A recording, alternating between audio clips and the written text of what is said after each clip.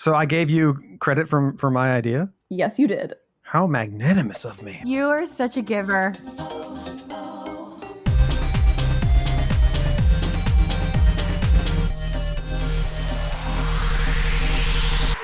I'm Cristina. I'm Caroline. And this is Gravel Trap F1. The Baku Grand Prix was surprisingly uneventful. But the new sprint was pretty lively. Today, we'll dive into the Baku Street Circuit itself and explore its history. At the Checkered Flag, our producer Buck has compiled a list of hypothetical F1 format changes for us to debate. Let's go!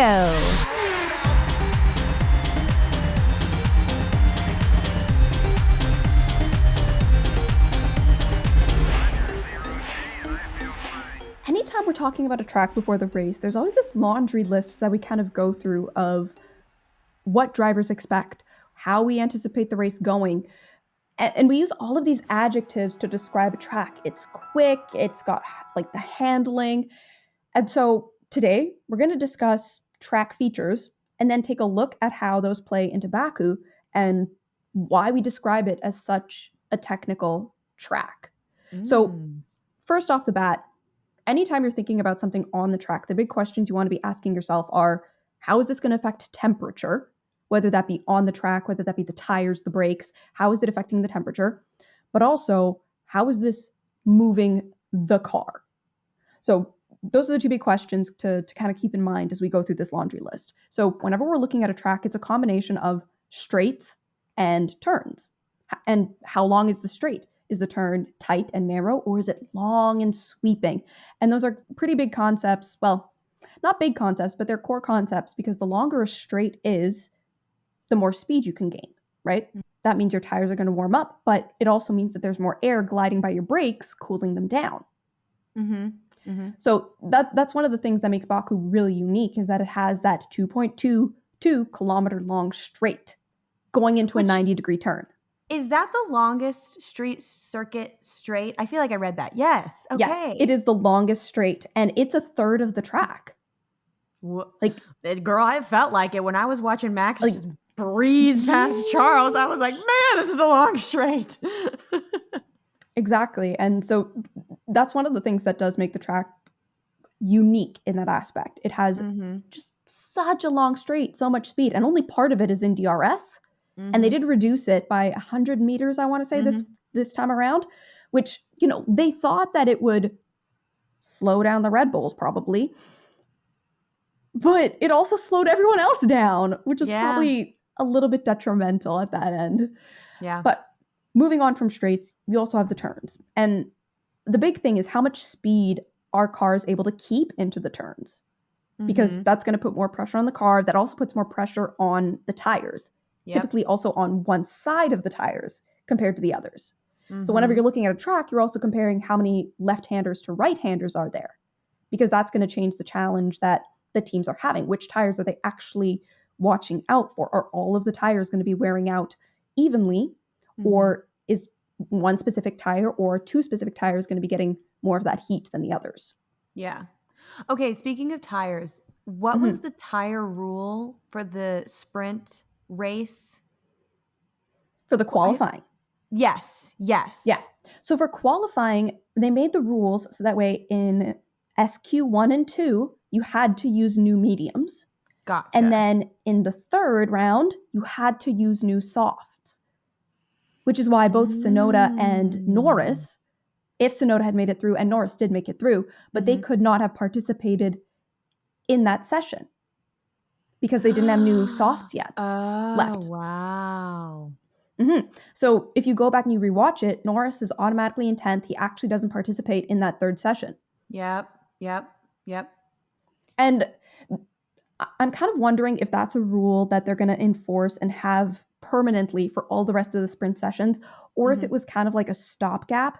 Because remember, they changed these rules so close to the actual race that Pirelli had already shipped out the tires.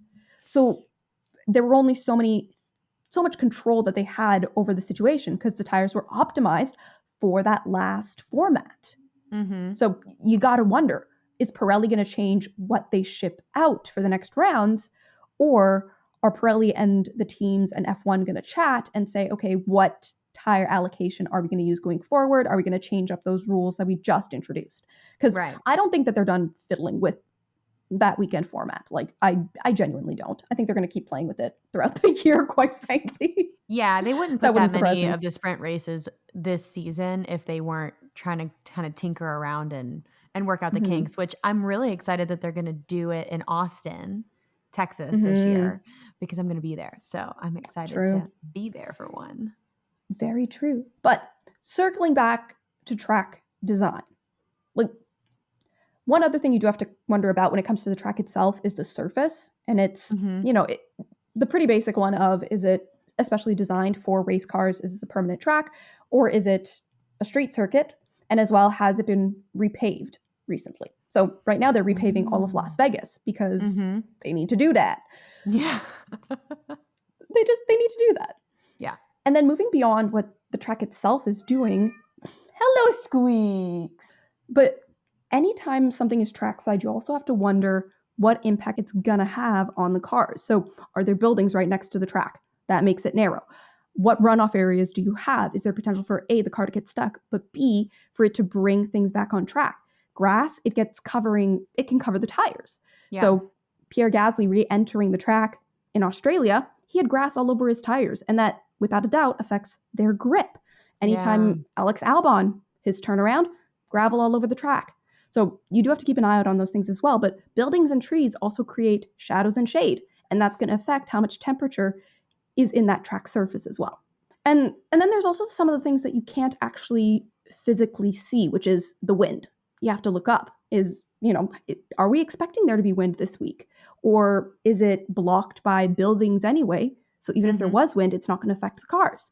As well, one of the things that we rarely see, but that does come into play sometimes, is banking. And that's on the old school tracks where cars didn't have as much speed or downforce.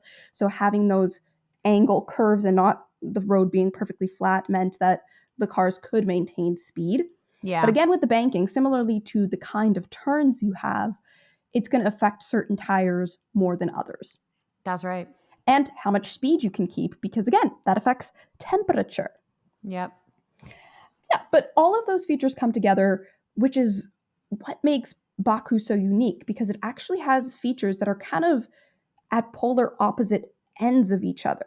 Because we see a lot of tracks that have long sweeping turns. And so what you need out of the car stays rather consistent throughout the entire thing. But with Baku, you have the long straight, as well as a couple other straights as well in that first sector. Then the middle sector, you have narrow, winding, quick, high downforce areas where you need so much control out of the car. You need a lot of downforce. And then you have sector 3 where they're going downhill, which is difficult to brake in. And that's something I didn't mention either, but elevation changes. It can create a blind corner like you see in Spa.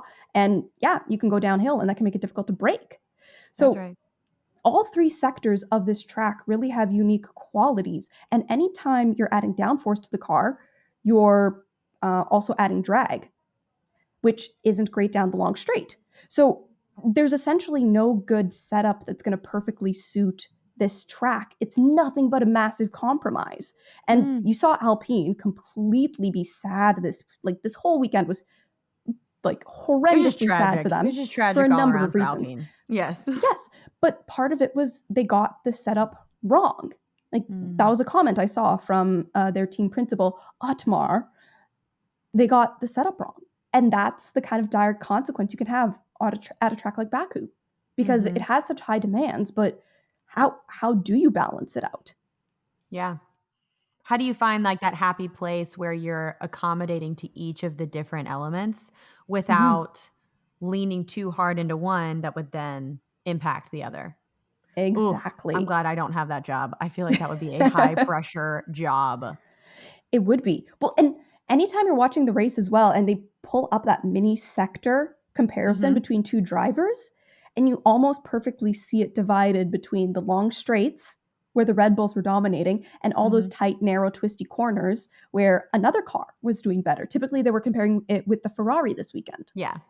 Except for on Friday during qualifying when it was just all Charles. Like, it was just all red. The one lap on that guy is like... He can put together a lap now. My man Charles can put together a lap. I think that him crashing out that one year, the I am stupid moment, I think it haunted we're gonna him. get there. We're gonna get there. But yeah, I'm choosing to believe that the reason he's so good at it is that he's like, I'm never doing that again, and obsessed over it, and just like went to town on the set. Hey, yeah, and you gotta hand it to him. He doesn't make the same mistakes twice. Like they say, I had a really great professor in college that would tell us, I don't mind if you make mistakes, just make better mistakes next time. Don't make the same mistakes. And I do feel like Charles has that proverb, that method in his brain. You should study after a test as well as before. Yes. For today's Grand Prix section, we are going to go dive a little bit deeper into the history of Baku. And not necessarily the history of the city itself, but the history of having a Formula One Grand Prix hosted in Azerbaijan. It's actually not a long history. It started in 2016. Bernie Ecclestone, who was he was the head of F1 in 2016 at the time. He really wanted to get a race in Baku. And initially, what they wanted to do was create a stadium course that was just outside the city. But they changed their minds and decided that a street race would be best because it required less upfront costs so they could get it going. They brought the castle. Yes. Plus, we gotta have some iconic, like that's the beauty of taking this sport around the world, is that you can highlight what the world has to offer, like Hard Rock Stadium. So the painted waves, like the Miami Dolphins. So that's the beauty of this sport. I did it, by the way. I sent Buck off screen laughing. Bingo card complete. We need like a special graphic to go across the screen when that happens. We do. But anyways, they decided that the street race would be best because it required less upfront costs. They brought on legendary F1 track designer Herman Tilke to aid with the layout. So he didn't build it because he didn't build Baku, but he aided with the layout of the race itself. And the brief actually that they gave him when they told him to like go create the track, they wanted it to be like Monaco but better. That was all they told him. They said we wanted to be like Monaco but better. Do you think that was achieved? Yes. Okay. Interesting. I do think it differs from Monaco in that it does have those high-speed sections, and where it benefits is that it's wide enough in some sections that cars can get alongside, that they can pass. Now, that didn't happen this year, but that's not the track's fault. That's the car's fault. Preach. Different problem. But that's the main problem with Monaco is that it's not wide enough for this generation of cars. They got too fat. They need to slim down if they want to be suited to Monaco. Yeah, that's a valid point. Was it an issue, though, back in 2015 in Monaco that they couldn't pass as well either? I do think it's been a longer running problem for sure, but I don't remember a lot of specifics from Monaco. I'm trying to think of when they gave Tilke the brief. He was taking that into account or not. Yeah. But as a track designer, I imagine he also looks at it slightly differently than we do as spectators. Oh, for sure. That's the thing. For sure. He has a magic mind. He's the Adrian Newey of like the tracks. They are superstars. But to bring it back to Baku, to bring it to Baku, I'm going to say that as many times as I can in this episode. I hope you guys know that. We need a counter. Yes, just like a little like in the corner, a little tally. How many times style? Has Caroline made a Baku or a Taylor Swift reference? The counter. So yes. So when they brought in Herman Tilke to aid with the layout, and they asked him to make it like Monaco but better, and then they launched the first Grand Prix in 2016, but it wasn't called the Azerbaijan Grand Prix. It was called the European Grand Prix, which is kind of ironic because they race all over Europe, but this one was the European Grand Prix. But they changed it the next year because I think everybody realized that didn't make any sense at all. And they made it the Azerbaijan Grand Prix. But in 2016, for the inaugural European Grand Prix, Nico Rosberg won. Nico. But yes, our boy Nico. But Barbie. They were really worried when they were going into the first Grand Prix because the first GP2 Grand Prix, which is what F2 was called then, it was done in, right? Am I right about that? I don't want to be wrong. Yeah, about no, that. it was called GP2. Yeah. I'm just trying to remember which drivers right now would have been in GP2 at the time that are on the grid. Yes. That's what my brain's thinking right now. It's like, yes. Y'all like made faces and I was like, oh no, was I wrong? That would have been the year that Gasly would have been in GP2, I think. Because he joined the F1 grid in 2017. Mm-hmm. So was that the year he won? Yeah, so 2016. He would have won GP2 in 2016. Yeah, that was the year he won. Yeah, so he would have been on that grid. And not right. So ironically, they were really, really worried going into the first European Grand Prix, which was held in Baku in 2016, because the first GP2 Grand Prix that was done in 2016 in Baku, which GP2, for our listeners, that's what Formula 2 was called before it changed to Formula 2. They had a ton of crashes in GP2 that year. Over half of the field retired from this first time around, this Baku track. So they were really worried about Formula 1 going there. But then by the time F1 was racing there, which was shortly thereafter, they only saw 4 retirements and all of them were due to mechanical failures. It wasn't even because of crashes and stuff. So then they were like, oh, Baku is here to stay.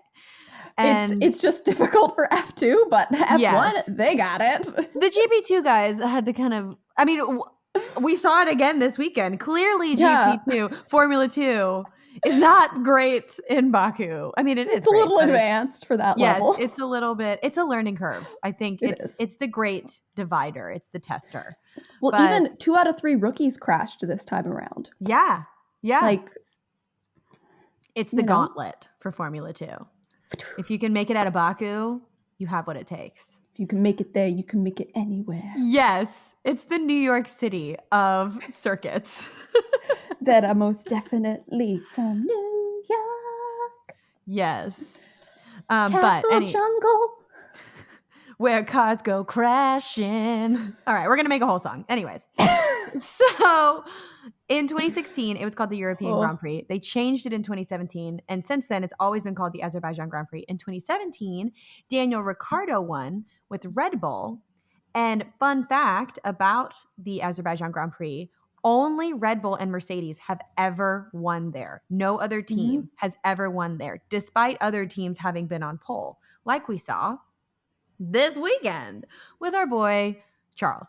But speaking of Charles, actually, he had a legendary run-in with the Turn 8 wall, which I'm sure a lot of our listeners know all about, when the iconic quote that will live on in all of our minds forever and be quoted in our daily lives, I am stupid, was said. But here's my favorite part of that story. After it happened, because it happened in 2019, you were talking earlier about when the crash happened and how afterwards he had to have had so much drive and got in the sim and just drove all the time in the sim to get it right. There is a really great clip of him in the sim in his house. He was streaming, I think, and I could be wrong, but I think it was during 2020 when they were doing a lot of the streaming because everything was shut down. And he was racing in Baku, and he did the same exact crash on the sim. But the best moment was that it happened, and then he looks in the camera and makes this face that's like, ooh, yeah. And like, we all knew, like no one had to say a word. We all knew what we were all thinking at the same time. And the look on his face, I feel like just lives in a happy little corner of my mind. It's amazing. Yeah, the self-awareness is fantastic. Yes. So, but good for him. He hasn't made that crash again. But yes, this is the clip with his face. We love you, Charles. We love you for we love you, Charles. We love you for your humility and your ability to admit your mistakes and move on and make better mistakes next time. But anyways, that's one of my favorite kind of little Baku anecdotes on the side. But yeah, that's the history of Baku. It's still here. They've extended their contract for another 3 years. So we will be seeing them until 2026 or for the foreseeable future. And that concludes the Grand Prix section of this week's podcast. This week, for our checkered flag section, we are bringing in our producer, Buck. He's going to be putting us through some hypotheticals in a little series we like to call Don't Take Debate. Hello. Yes, for this week's Don't Take Debate, there's been a lot of talk all over social media and the non-social media about this new sprint format they put in, and it's shaking things up. Mm-hmm. And everyone's always got an opinion about how best to alter the format, make things more competitive when we get into an era like we are now with a clearly dominant team, whether it was Mercedes era or now what appears to be a new Red Bull era. What can we do to make, I don't know, level the playing field, but make things exciting, competitive, keep it spicy. So here's some ideas that I've collected from around the world, history, from pundits, experts, and just fans out there on the internet with their ideas. So we're going to start easy, and then we're going to get into some weird, complicated stuff. And let's hear what you guys got. First thing, reverse grids. And this is specifically for like the sprint. Yeah, this is an idea that's been bounced around. I feel like I hear it all the time. Like, well, let's just do a reverse grid. Let's just do a reverse grid. Cristina, what's your take? I don't like reverse grid for F1 purely because those cars have such a different pace. Mm-hmm. So realistically, do a reverse grid. You're going to have Red Bull in the middle of the pack, and it's basically just watching them pick off people lap by lap. So I don't think it necessarily accomplishes what people are hoping for it to do, which is give you good wheel-to-wheel racing. Because in my mind, good wheel-to-wheel racing is where a car can actually defend. And people are actively choosing to not defend against the Red Bulls. We saw it with Charles this weekend. He said, no, my car is destroying my tires. I'm not going to fight the Red Bull. I'm just going to let them go by. Like, that is what it is. So realistically, doing the reverse grid thing isn't going to solve anything. With F2, when they do it, they're on the same cars. Yeah. And so it's an exercise in, yes, you're really good at a one lap, but now can you practice and develop that skill of picking your way through the pack, dealing with somebody who's defending in front of you, choosing the right time to do an overtake. It's a different environment. Yeah. I got to say, I agree with Cristina. I don't really think it's going to accomplish what it is that maybe theorists hope it will accomplish in F1 because there is such a discrepancy between the cars. I mean, we saw it when Max had all of those penalties or whatever, and he was starting P17, and then by lap 10, he was running P2. And I was like, this is what it would be like if we had a reverse grid. So it's the same. Yeah, it doesn't accomplish what people would be hoping for. Right. At all. Okay. All right, so next one. This one actually comes from me, so bear with me. The sprint race, but not reverse grid, reverse track. You actually go the opposite way on the track for the sprint race. That would be so chaotic. Okay, here's my question, though. I feel like I have a follow-up question. Because the direction of the track matters in a lot of like the curb placements and a lot of the safety barriers. So would that affect the track setup? I know there are some circuits that run both directions.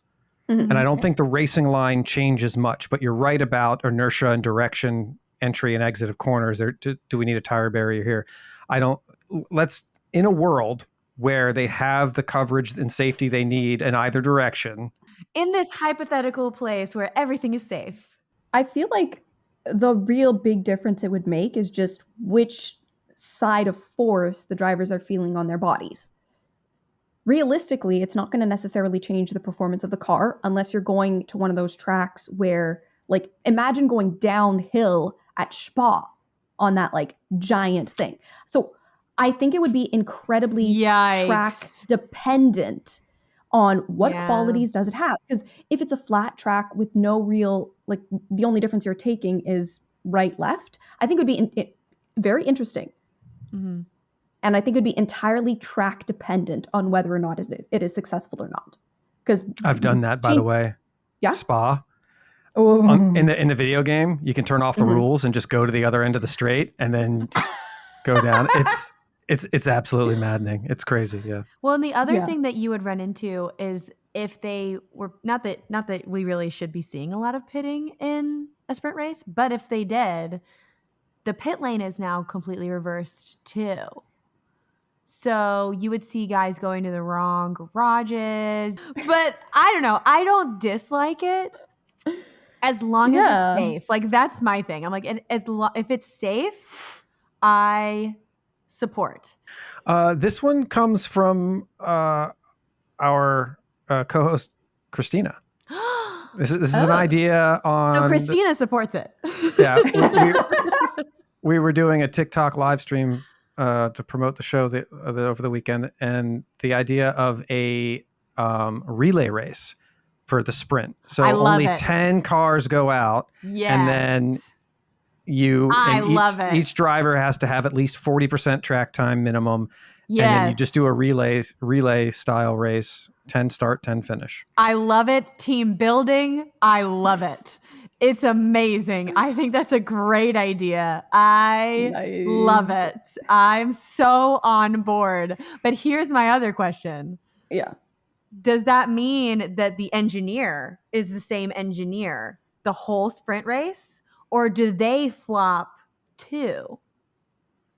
Ooh. Cristina, it's your idea. This was your idea, Buck. This wasn't mine. Was it really? Yeah. I thought you were going to bring up, because the only rule change that I'm like really, really gung-ho about is that aero time should be dependent on your points, not on your position finish. Yeah, that's my big one. Which I agree. So I gave you credit for my idea? Yes, you did. How magnanimous of me. Okay. You are such a giver. You're such a giver. I was really confused there for a second. Christina was like, wait a second, this is not my idea. Okay. Did I think that? I didn't think I did. I honestly remembered it as your idea. So, all right. That being said, since it wasn't your idea, Cristina, what are your thoughts on it? I do like the idea because, again, it's adding that extra element of decision making. Which driver do you have take the start? Which driver do you have take the finish? Which tires do you put on which car for which part of the stint? When do you swap them out? Like you have to also try and guess which driver the other teams are having start and finish. Like that, it introduces just a whole bunch of different decisions, and I love that. The more thinking these people have to do, the better. All right, here's where we get a little crazy.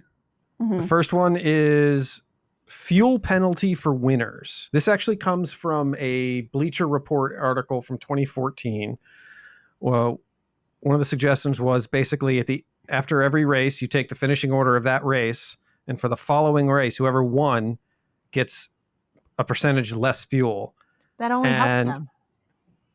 Well, no, because they end up being under-fueled, and they would have to then, throughout the race, manage their fuel, and couldn't go full beans, as they say, the whole time. They would actually have to worry about managing it. Meanwhile, the teams in the back, they can go full beans the whole time, and now you're trying to manage your fuel and keep an eye on your rear view. No. Because again, that type of penalty, or it's not even a penalty, but that kind of restriction affects different teams differently. Like the Red Bull car just is fast on the straight, and they get the same amount of fuel as everybody else currently. Like I don't think that would actually necessarily accomplish the goal of keeping the field close together. Now, if you won twice in a row, do you get double less fuel? Is it stackable? Yeah. I say no. If you're going to do anything like that, I wouldn't limit fuel. I would limit DRS capabilities. Yeah. Okay. Limit from DRS the winner. Use. All right. So this comes from the same article. Bernie Eccleston was actually a huge fan of this apparently at one point. Okay, Bernie. Oh, goodness. 3-car teams. I love this. Oh, yeah. Yes. So reducing the number down to like 7 or 8 teams, and each team has 3 cars. I love it. Because I'm not a big fan of anything more than 22 cars on track. Anything over that, like I don't get IndyCar or NASCAR with their 40 cars on track. I don't understand that. But 27 this weekend for Indy. So 22 is like a number I'm comfortable with. But yeah, so 3 cars per team. I like it. I do like 3 cars per team. Absolutely. Okay. I mean, it makes the competition between teammates a little bit more interesting. Because when you just have 2 teammates, it's like they're fighting each other one-on-one. That's it. But like the chaos of having 3 teammates. Then you have sides. You have people start picking sides. Gosh, could you imagine how sad though it would be for all 3 Red Bulls to just be on the podium every single week? Okay, I was thinking actually as he was giving the suggestion, I had the thought, imagine if Daniel Ricciardo was in the Red Bull. Like, I take it back. But it would be entertaining. It would be entertaining because you know why? Daniel would be fighting with Max. Like, I honestly, and this is a hot take. I know this is a hot take, but I actually think that Daniel and Sergio would like team up. Little wink, wink, nudge, nudge. Just like, I think let's gang up on Max. And I know that like Daniel and Max have this bromance, but Daniel on track is no bromance with anybody. He's Team Daniel. Nah, the friendship bracelets come off. They come off. They go flying in the wind like a tear off. They're gone. No, I like the idea. I like the idea of 3 cars. Okay. Well, that's all I have, folks. Thanks for giving us your hot takes and strong opinions on these wild and crazy ideas. Well, thanks for bringing them because we like hearing these. We like discussing these because hypothetical worlds are fun to live in. They are. Is it wrong that I kind of want to see the drivers be in like those 2 people F1 cars? Yes. But then the background, like the guy in the back is the shooter and they have like a laser battle as well on track with the other cars. Just like, no, paintball guns. And it's like points by how many paintball, like how many times you hit the other drivers. That would be like a really fun, maybe not an F1 car because that's probably too fast. It'd be super dangerous if a man is like hanging out with a paintball. But it would be a really fun like karting or, you know, that would be a fun little side special. That'd be hilarious. It would be. I love it. All right.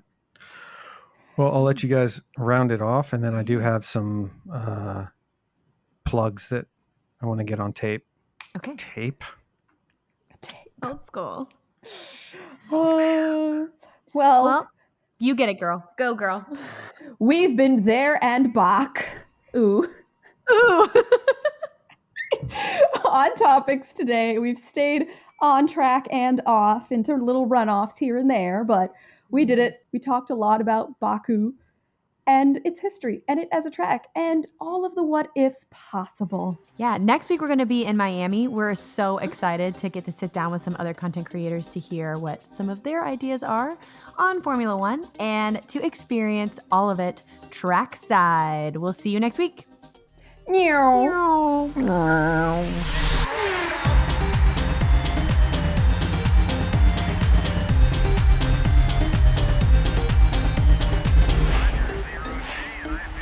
Sometimes when we record our podcast episodes, not everything makes it into the episode, but that doesn't mean that it's not worth listening to. So if you want to hear some of our outtakes from truly the fun and chaotic time that we seem to have every single week, you can check them out over on our YouTube page at Gravel Trap F1, and we look forward to seeing you there.